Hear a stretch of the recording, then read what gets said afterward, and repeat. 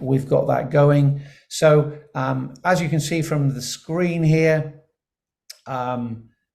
this is about how to prepare in 2023. What are the key ways in which you're going to be successful in SBL? In terms of what I'm going to look at, I'm going to have a little look at what might qualify me to talk to you. If you never met me before and you've just picked this up on the internet, hey Hannah, what you need to be successful, what is SBL about, so you get a feel for it. Ingback was talking about exam changes. I'll talk about that.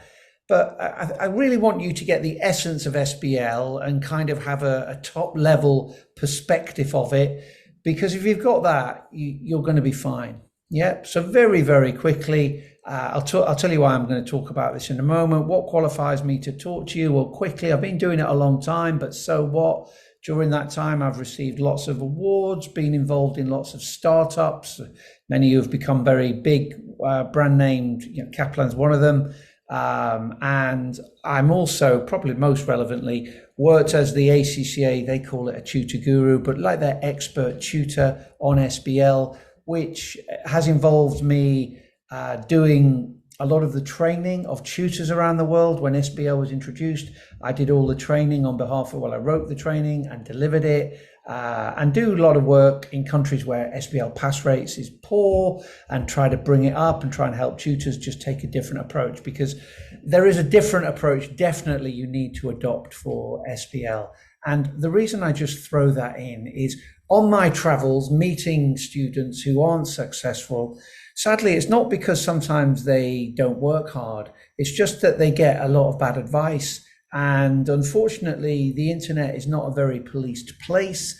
And there's lots of people on there who, legend in their own lunchtime kind of people. They love it.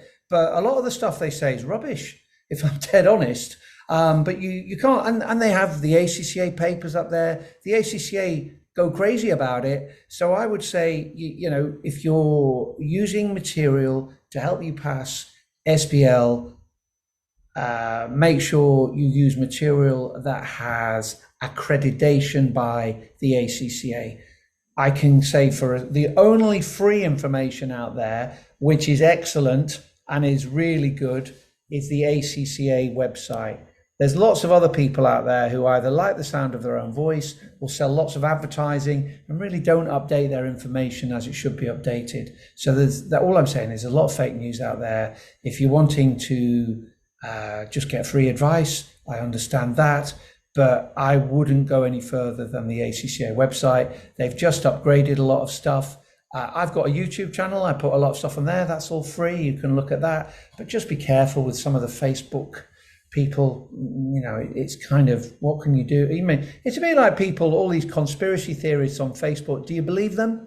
The moon's made of cheese. Is it? I don't think so. But just because someone says they know about ACCA, check them out on the ACCA website. So be careful on that. If you want to get hold of me, well, you've got my email. So LinkedIn is a place to follow me. I don't think I've put it up there, but a YouTube channel is another place you can get hold of me. I also do podcasts. So if you look at podcasts, you look at YouTube, look at my website, you'll find out more. If you have any questions, students tend to WhatsApp me. That's how I respond most quickly. I send out a newsletter as well. If you want, I'll send a recording of this out, or I'll put a recording on my website, on my YouTube channel.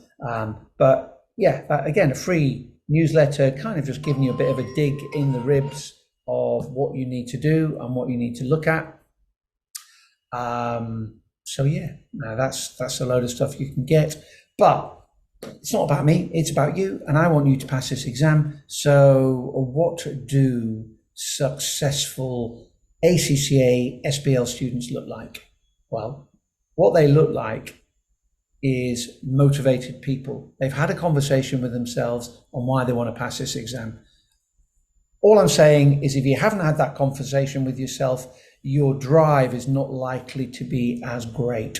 So try and find a reason why you are doing it. Why are you taking this exam? I've actually written an article for the ACCA on it, and everyone will be different. whether it's to, I don't know, get out of your dull town or go traveling or make loads of money. I don't know, whatever it is, it has to be personal to you to get you out of bed. So why are you taking the exam? If you put my name into ACCA Student Accountant, talking about motivation, visualization, people are Olympic athletes, they have pictures of them with the gold medal. It might sound a bit corny, but you should have something similar about being successful when you've passed your exams, which if you follow what I say, you will. You've got to be organized as well. So what does that mean? Well, it just means that you develop a routine. When we are, I don't think many people probably like studying, and it's hard to do. And for us to do it often requires willpower. Now, in our bodies, we only have a finite amount of willpower, okay? And that willpower, when used up, that's it. So if we develop habits, we just do things. So if you have a routine, you just do things, and to just do things which are habits requires no willpower. You just do it. You don't have to force yourself in the morning to brush your teeth. Yep. Do you have post-it notes? Yeah. Get a routine and you get a habit, and it's pretty easy to study, if I'm honest. Yep. What helps? It helps from a psychological point of view, and this is kind of backed up by neuroscientists. We go to a place where we study, click, we study. When we leave, we stop study and we do something else. Yeah, that should be how it is. It's just, there's a time to work, there's a time to study, there's a time to play, and just send those messages to your brain and they will work much more effectively. So there's another article on planning. You can look this up and read more about it. A question a few people have been asking me as results have just come out is, should I do the exam in September? Should I do it in December? Now, it's kind of a difficult one, this, because some students who have never studied SBL before do sign up with me after the exam and pass this exam in about 6 weeks or so.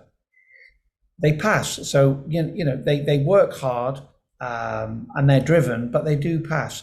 But I do think that is pushing it a little bit. And if you're not prepared to really, pull all the stops out, and you've never studied SBL before, the journey to December is probably a more doable one. If you're really serious about doing it in September, I think, talk to, maybe WhatsApp me and we can have a chat and just say, look, if you've done a business degree, you've passed all your other, well, it doesn't really matter because SBL is a very different exam, but I would have to be convinced that you really want to do this.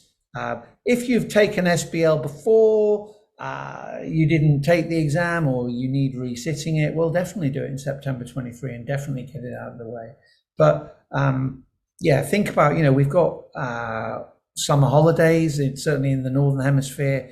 If you're going on holiday and you want to go on holiday, someone says, I'm going on holiday, I can do the course. Well, it's up to you. But, are Olympic gold medalists having McDonald's 2 weeks before the Olympic final? Yeah. Are they not training? Are they just chilling out?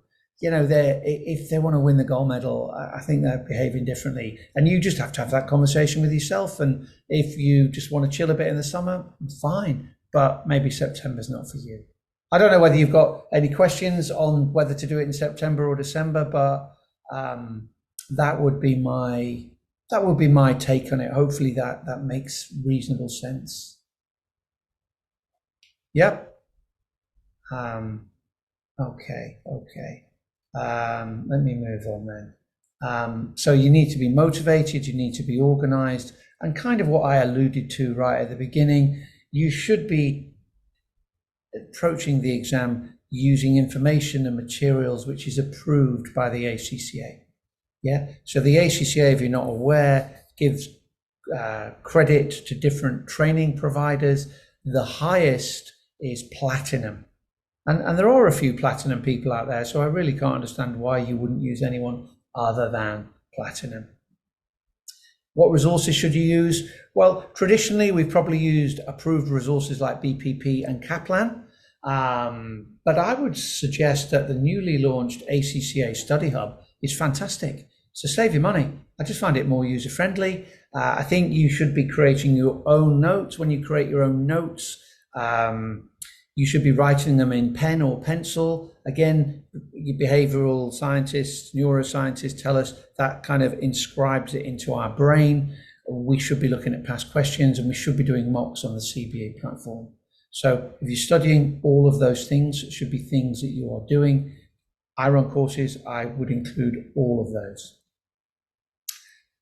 Important though, for those of us worried about passing strategic business leader, well, what you need to appreciate is, why has strategic business leader been introduced? What is the ACCA wanting to find out from the students taking the exam to see whether they are in possession of competencies needed to be relevant and successful in the workplace of the future? And if we look at strategic business leader from what the examining teams say, they talk about it being an integrated exam. It's asking you to behave as a strategic leader. Now, most of us as students won't be at leadership positions. We're probably in relatively junior positions. So we have to try and empathize with that.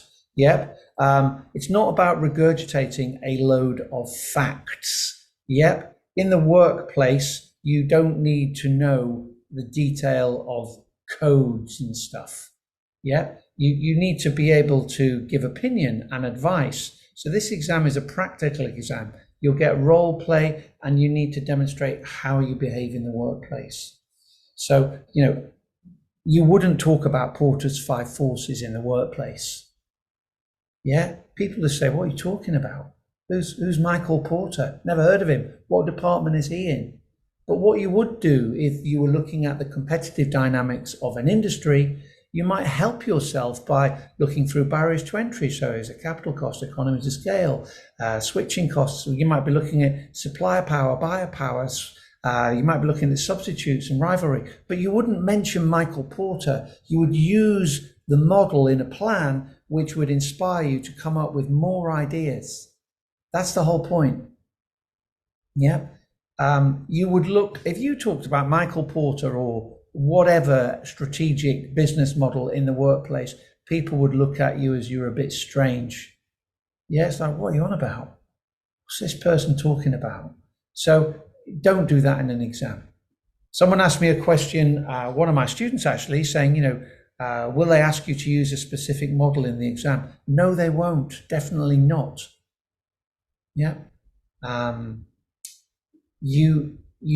models are there to help you structure and understand the situation, but they're not there to be regurgitated. Yeah.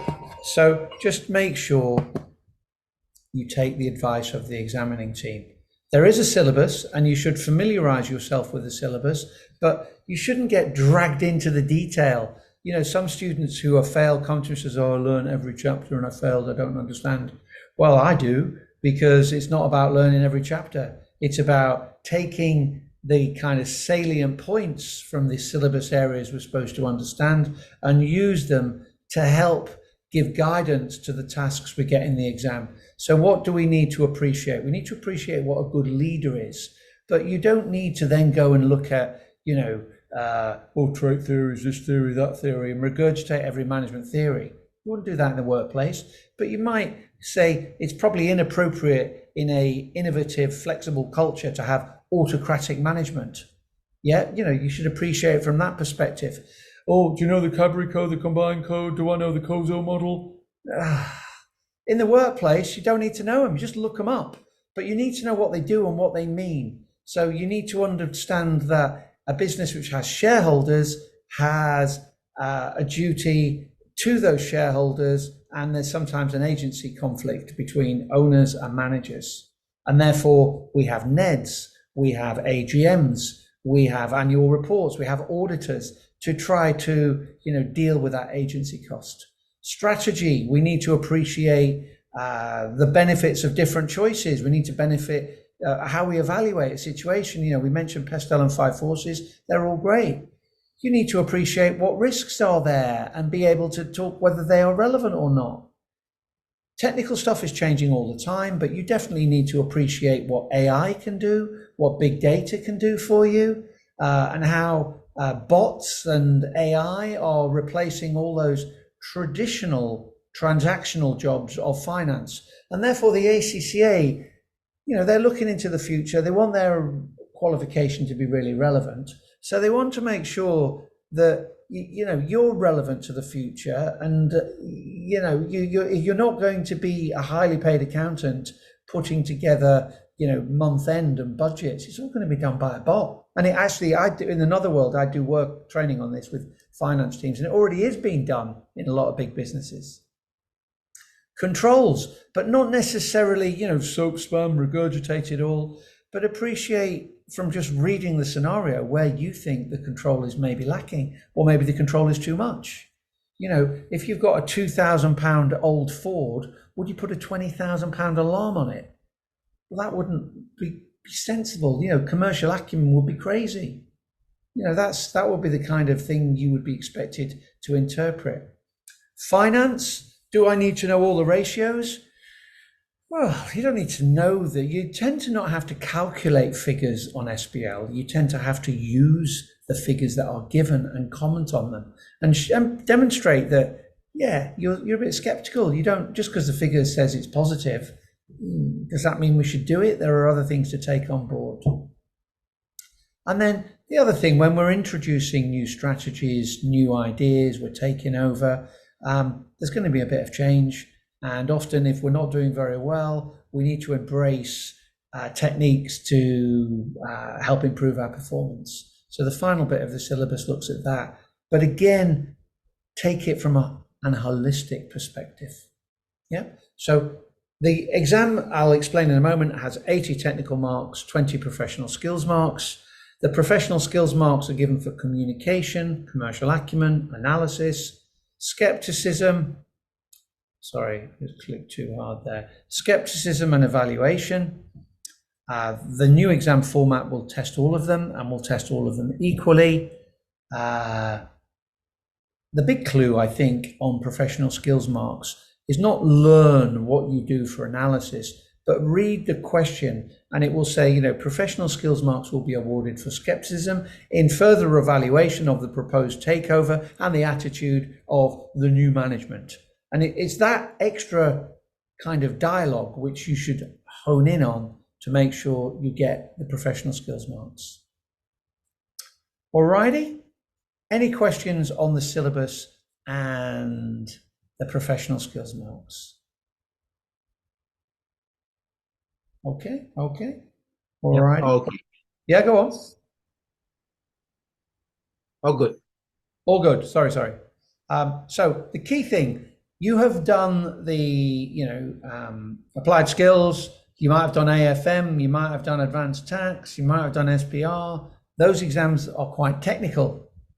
SBL is not a technical exam at all. And unfortunately, students who work really hard at learning all the technical stuff, they don't do very well, sometimes fail. I've had prize winners in tax and AFM who have failed SBL because they did not latch on to what I was trying to say to them. Obviously, they passed when they did the next time, but they were adamant that they did it this way. And I said, no, you don't do it that way. Anyway, they're qualified now. But it's important for you to realize that. What is the exam looking like? A few people are emailing me, asking me, worried, it's big changes. Not really, but let me talk about them. And why have they come about? Well, from this September, you're going to get pre-seen material, which will be released 2 weeks prior to the exam. Okay, what's this all about? Well, in essence, the reason for this is to make the exam more reflective of the workplace. Okay, in the workplace, if you're due to make a decision, you wouldn't be asked to interpret, digest, and draw conclusions from lots of information in about 45 minutes. It's not how it works in the workplace. You've got a bit of time to digest, to understand, to ponder, to think. Yeah. So the pre-seen material I think is primarily there to reflect real life, but also to take the strain off people whose English might be the third language they speak. Yeah. And, if you live in certain parts of the world, and someone's talking, if I live in a landlocked, the middle of Mongolia, I probably don't know what a yacht is, in the same way you might not know what a yak milk chew is. It's pretty familiar to them, but to you and me, never heard of it, just like they've never heard of a yacht. So for terminology, for business and industries, familiarity, the pre-scene gives you a chance to digest, think, and if there's any words you don't understand, to maybe, get clued up on them. That's what it's there for. Yeah. What then happens when the exam comes around? You will get more material. You might get another 4 or 5 exhibits, and oops, what happened there? What happened there? We jumped. So, okay, sorry, that's it. So more material will be given in the exam. In terms of the length of the exam, it used to be 4 hours. Now it's 3 hours, 15 minutes. So how do we plan our time? Well, we plan our time in the same way as we plan our time with the 4-hour exam. We've got 80 technical marks we need to get. We've got 3 hours, 15 minutes. You need to cut it the way you feel is most appropriate. Say you spend 30 minutes reading and planning.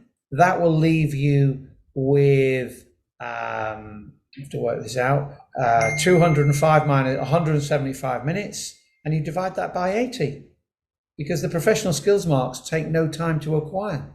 But if you are a bit quicker, you divide it by a bit less, or if you're a bit slower, you divide it by a bit more. The point is, you run your exam as a project management exercise in mark acquisition. So what that means is you've got so many minutes to get those marks. And once those minutes are up, you leave. Because if you don't, you're dead. That is important. How do we get good at that? Well, my students get good at it because they do at least 3 mock exams. Yeah, and they get them marked by ACCA markers. And they get lots of feedback on what they did well and what they did wrong and how they need to improve. And then they get homework questions doing the same. And over time, they get better. So you need to do similar. Yeah. So when dividing your time up, you divide by 80, not 100. You need 50 to pass. All the questions in the exam are on the same scenario. The new exam, you will only get 3 tasks. The tasks will be divided up, roughly 30, 30, 30. And the professional skills, again, will be scattered amongst those 3 tasks. Okay. So the exam is shorter to make it consistent with other professional exams. If you've done the exam before, I don't think it's a great deal different. I don't think it's any easier. I don't think so. I think it might be slightly easier if you were under pressure and English isn't your first language. But assuming that's not the case, I think it would be fine. Pre-scene material, 2 weeks before the exam, as I say, just to help familiarize. But what the pre-scene material isn't is something that you're going to go and question spot on. Because it's not going to give you that information. Yeah. I'm actually going to write my mock exam, my final mock exam, based on the ACCA pre-scene material. So I will take that material, I will, from my experience of doing it for so long, kind of write some questions which would be most appropriate in the context of that material. But, again, we're just kind of hypothesizing. What's important is we manage our time, focus on the requirements, interpret the question correctly, answer our tasks through the lens of the professional skills marks being tested, then we'll do well.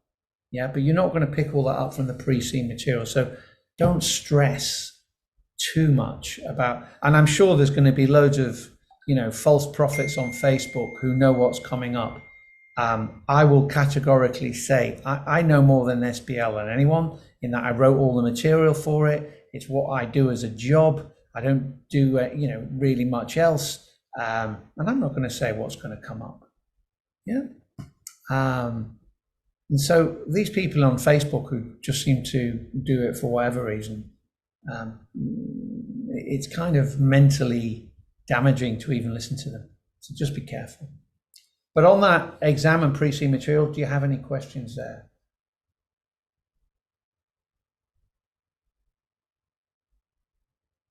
Okay, pop them in the chat box. What do you get in the exam?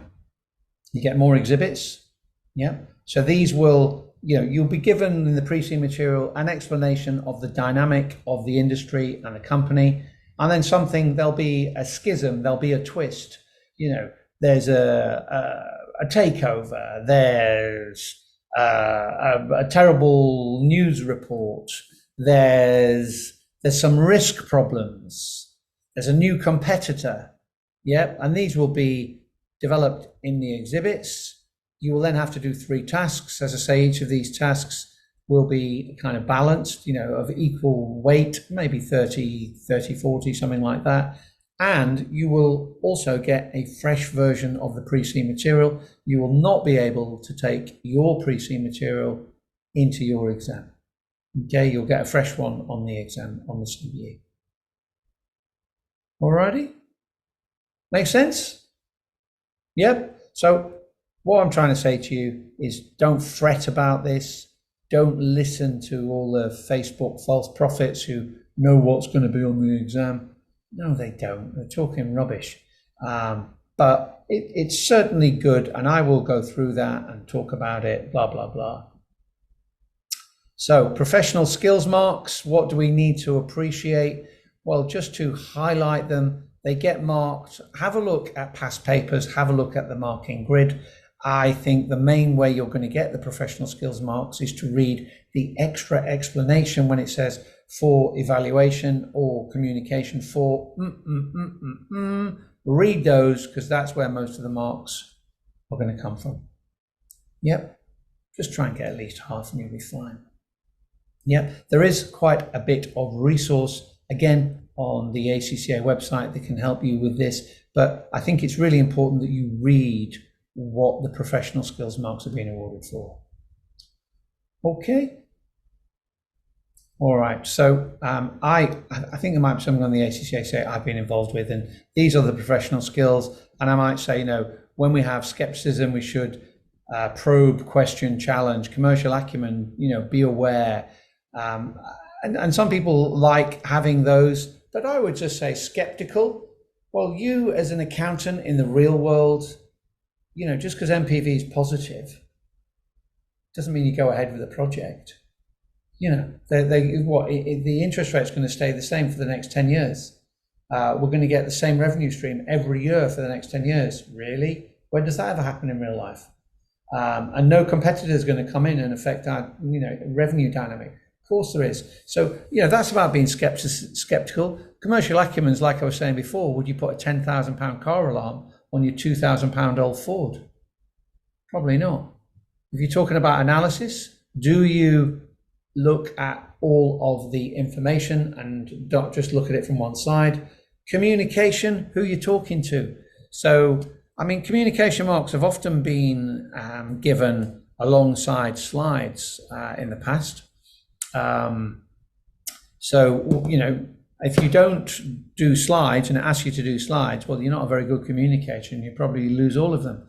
But if I was to talk to someone in HR and I was talking in financial jargon, that's not how you behave in the real workplace, because the person wouldn't have a clue what you're saying. So that's, communicate, think about who you are talking to. And then evaluate, we need to give both sides. Alrighty? So I haven't got too involved in all the technical stuff there. I've got a good top level understanding of what each of those professional skills are going to be awarded for in a general way. And, that will be understood by the markers, and that's how you're going to get the marks.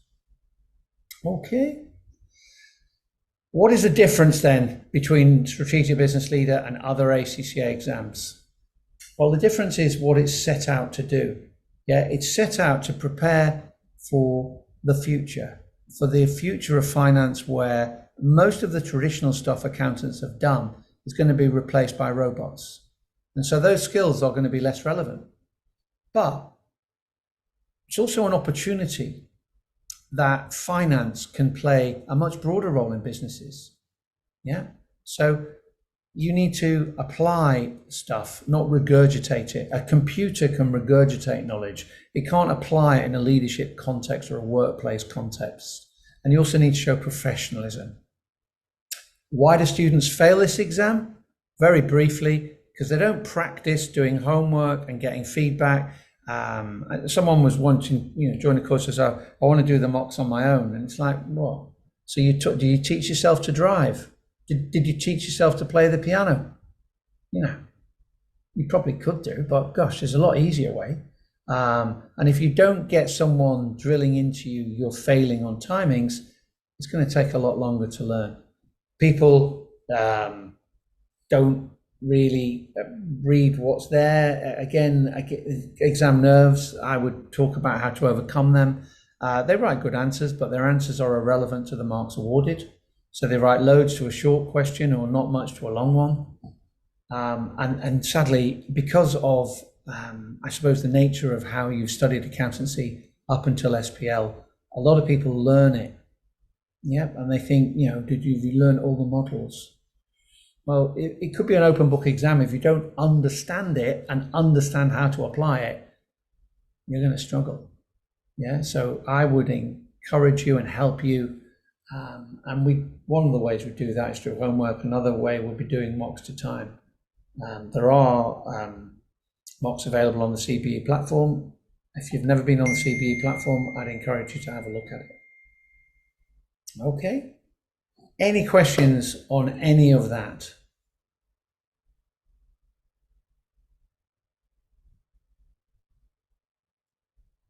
One question: How long is my course? I might have a slide. I'm not doing this on multiple screens. Let me see. I'll pick something on a course, but courses I run are interactive and online, which allow you to do it when you want, really. And then if you've got any questions on it, you just send me a WhatsApp when you want. So it's flexible. So if you're living in Singapore, if you're living in the Caribbean, you can do the course at your time on your terms. It's flexible like that. We'll try and arrange a convenient Zoom time just to have a group chat to make sure we're all okay and everything's going. The only area where there isn't complete flexibility is homework and mocks. But even then, I would give you maybe a 3 or 4 day window and say, look, within this time, you've got to submit the mock. There is no, excuse there. It's important, and if you don't do the mocks with me, your pass assurance would be invalidated because, I didn't used to enforce it, and then the people that don't do mocks don't pass. So my pass rate gets affected by these people that don't pass, but they don't pass because they don't do my mocks. So if you do my mocks and you do my homework, you'll pass. That's how the course is designed. So that's how that works. I'll see if I can find. I'll pick some. I've got something. I'll pull it up in a moment. But let me talk about how do I prevent failure. Hey, if you're doing this on your own, stick around the ACCA website. The newly upgraded Study Hub resource is very, very good. Yeah, if you like reading books, BPP and Kaplan books are fine. You need to have organization and structure to how you live your life. It's not just about a study timetable. It's about timetable. It's about when you get up, when you go to bed. Everything is controlled. It might sound a bit sad, but you'll get much more done and you'll have a much nicer life. So make sure you do that. You need to apply the knowledge that you acquire, but you need to not delve into the absolute minutiae of that knowledge. You need to understand it from a top level. So that means don't try and learn everything, understand it. Yeah, and that will come. It's a bit like learning to drive a car is how I describe it, but that will come. But yeah, it's a journey. You will get better, okay? And you'll do that by practicing mocks to time and getting feedback to that. If you're doing this on your own, you haven't got any benefits of someone helping you, try and find someone who is as keen as you, who can act as your study buddy, and maybe work together and give each other feedback, and have a look at and maybe have a look at examiner reports to see what they said and whether you took on board what the examiner report mentioned or you didn't. But learn from it, make note to self, get better next time. That's how you're going to prevent failure. That's how you're going to pass your driving test. You do mock tests before it and you get better. So yeah, that's what we need to do. So I'm going to close this down in about 5 minutes. I'll see if I can get you something on the course, but I can send you that privately if I can't. But do you have any questions about anything if I give you a 5-minute warning? It doesn't have to be about what I've just said. Is there anything you are worried about? I can put your mind at rest on. Let me know. I'll give you a couple of minutes to come up with something. No pressure. If I've explained it all, fine. But I'm here for you. It's not just me talking at you. I have no questions, Sean. No? Let me turn it up. Go on. You all right, Hannah? Yeah? Oh, I was just saying I don't have a question. I'm okay. Okay, no worries. We all okay? Yeah, sure. Maybe just to ask you a question regarding just now you mentioned about in the actual exam for the exhibit, we will probably spend at most 30 minutes and keep the rest of the 165 minutes for the write-up, right? I mean that's what you mentioned. I think so. I think we have to. It's a bit like me saying, how long should you have a shower for? Okay.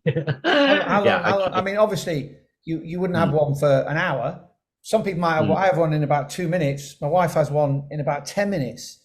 But I think you have to find out what works for you. But the point of it all, whatever does work, whether you spend 30 minutes reading, 20 minutes reading, or 40 minutes reading, you need to be comfortable that you can, have a look at the specimen papers, 1 and 2 for from September 2023 onwards. So let's say we have got 3 hours, 15 minutes, which I think was 205 minutes. And we spend, I'm just going to do it on my calculator here, just to demonstrate how I would suggest this. So it's 205 minus 30 divide, so that equals, 205 minus 30 equals 175 divided by 80 equals about 2.2 minutes a mark. I'm obviously not going to say 2.18 minutes a mark, but I'm going to say roughly about that. And the point that is most important here, Ingbak, is that you have control of your time. And not only when you're planning, I mean, as I explain this to people, there are some free things on my YouTube channel that shows you how I've interpreted past ACCA SBL exams. And although they're 4 hours, the question, the syllabus is the same. So it's perfectly okay to look at past SBL exams. But the point I would be giving myself is an appropriate amount of time to answer that particular question. And I would calculate that time by working at so say it's 2.2 minutes per mark, and it's a 10-mark question, and we're starting at, say, what time is it? It's 1809 in where I'm in England at the moment. So 1809, we're doing 2.2, so we're doing 22 minutes. So we're basically going to then finish this at 1831. So I'm starting at 1809 and I'm finishing at 1831, and I leave at 1831. Yeah, you've really got to get used to that. Somebody say, I can say more, and I'll get more marks on this one. You won't. You need to get 50 or more on all of the paper and you pass this exam. If you start believing you get 100% on 30% of the exam and then, you can miss out there, you won't, believe me. Yeah, I've been involved in the whole marking thing 25 years, and you won't. There's there's a graph. Again, I should maybe put something, draw one or do a video of one. But the first 50% of your exam is going to be the easiest marks to acquire. After that, it gets progressively more difficult. Yeah. So if you're using a finite resource of time, you want to apply that time to get the easiest marks. The easiest marks are the first 50% of all of the questions. And as long as you get that, you'll pass. And it sounds really obvious, and it is obvious, but it's not practiced by the majority of students because they just don't manage it. So the time, whether it's 20 minutes, 30 minutes, 25 minutes, you need to go through those specimen papers and think, how long would it take you to read those extra exhibits and think about the question? It might take you maybe say half an hour, but then you have a budget on whatever, and it maybe in the exam, if you go to 35 minutes, okay, you go to 35 minutes, not the end of the world, but you have a strict budget now, which is 205 minutes minus 35, which would lead me to 170 minutes divided by 80. Does that make sense, Ingback? Yes, understood. Cool. I think that makes sense for the adjustment of the timing in case we really had overshot the readings. But I think that really helps me to gauge it, because as I told you, I retake the paper, and when during the 4 hours paper is very straightforward, 1 hour reading and then 3 hours to do the paper. Usually there's a case that, or rather the gauge that I use, but now with the additional materials is somehow put into that sense that there's a pre-seen material we can take our time to read during the 2 weeks, and then now go back to the actual exams. The additional exhibit is a question mark. So that was the part that I was a little bit confused. But even on the previous exam where you said, it's a lot easier, it was 4 hours, 1 hour reading. I would take issue with that. Some people would spend 40 minutes reading it because they're quick readers. Yeah.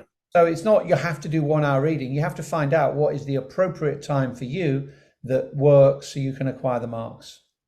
Yeah, but I guess what you mentioned is quite true, that to go through the mocks and then to get used to the pace and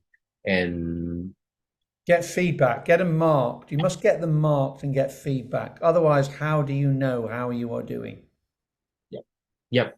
And remember that the ACCA official answers to questions are not the expectation of what a student would deliver. They have a tutorial purpose as well. So I on my mocks, I create realistic answers within the time so people can see that, as well as you can have a look at the tutorial one, but it's about what you are expected to be able to deliver in the exam. Cool. Understood. Yeah. Thanks, Sean. All right, no worries. Okay. Thank you for that. Let me kind of wrap it up. So someone said, I've just got this from somewhere else. What does just so you can compare, you're thinking of doing a course, you're thinking to do it on your own. If you're doing it on your own, use the ACCA Study Hub. If you're doing a course with me, I offer various courses. I offer a kind of a variant of this, which is aimed at resit students. If you want to do a platinum course and you're starting, you need to be quite committed if you want to do it in September. December will give you an easier ride. I record videos which show that you could go down that way in a question, but if you went down that way, that will be okay as well, because unlike tax, where there's one answer, or there's one answer in SBR, there are multiple potential answers that are given credit in SBL. And you just have to be comfortable with that. And my debriefs will show you that it could be that, could be that. Yeah. That will also come through marked homework. You will do mocks to time, the final one being using the pre-seen material. The key thing is, if you don't get something, you just ask me and I get back to you. Yeah, I think that's really valuable. That's like having me in your pocket all day. If you do the mocks and you get over 40 in the exam, or but you have a bad day and you don't get over 50, you can do it all again for free. Yeah, so that's kind of answering the question on courses.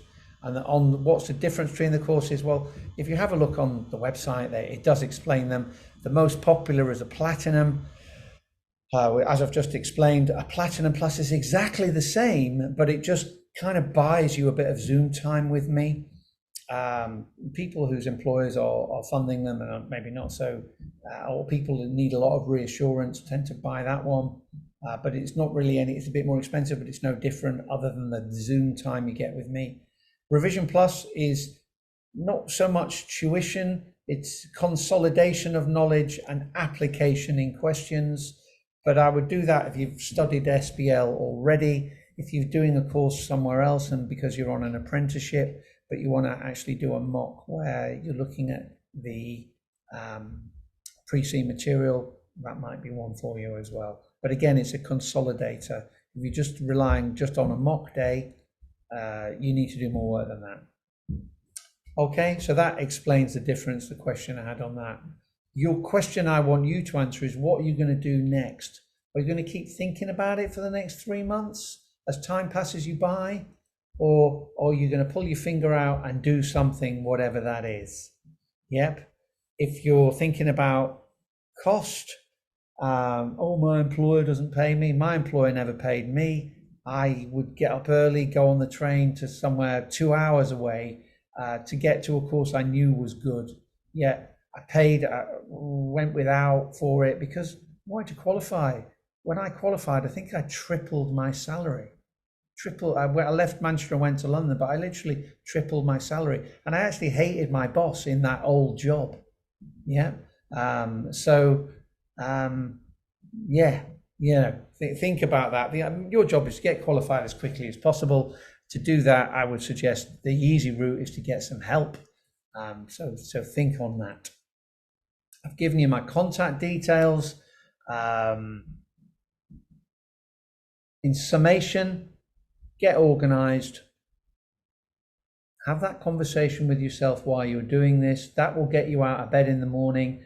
You will be getting out of bed in the morning because you've developed a routine, which becomes a habit, and you just do it.